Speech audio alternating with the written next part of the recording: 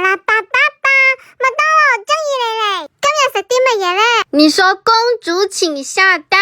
搞咩啊，柒頭？哎呀，你快啲講啦！食到啤梨蘋果橙，我每日食你2啖貓糧，仲要陪你 cos 陪你，我推！哎呀，媽媽咁辛苦幫你搶嘅麥當勞帶貓窩耶，陪我玩一下嘛！